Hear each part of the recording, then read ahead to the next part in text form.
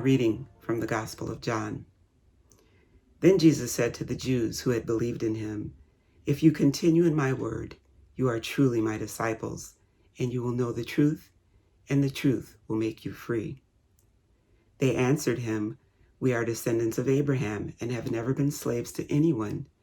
What do you mean by saying you will be made free?"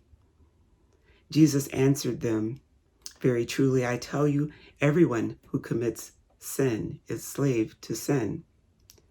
The slave does not have a permanent place in the household. The Son has a place there forever. So if the Son makes you free, you will be free indeed.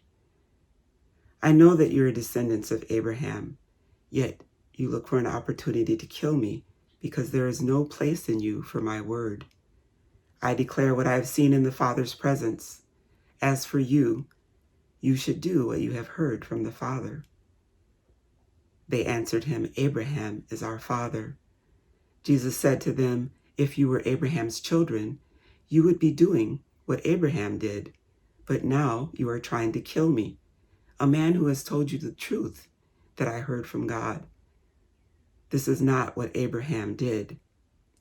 You are indeed doing what your father does." They said to him, "We are not illegitimate children. We have one Father, God himself." Jesus said to them, "If God were your Father, you would love me, for I came from God, and now I am here. I did not come on my own, but he sent me." This passage of today's gospel gives us a great illustration of the difference between hearing and listening. When we're hearing only, we can certainly register the words that come out of someone's mouth, but we may at the same time in our mind be dissecting those words and constructing arguments against whatever that person is saying, such as the Jews are doing in this passage this morning. They are stopping him, asking all kinds of questions. What do you mean you'll make us free? We're not slaves. Our father is Abraham. They are constantly coming back with something to give pushback against what Jesus is saying to them. I believe that when we're listening, what we're doing is allowing our heart to digest the words that we're taking in.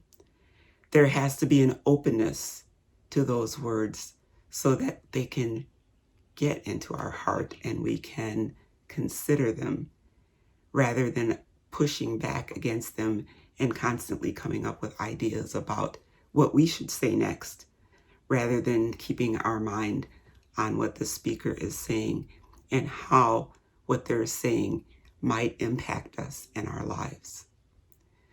So Jesus' followers were struggling with that. They wanted to claim their right to God and as followers of Abraham and children of Abraham.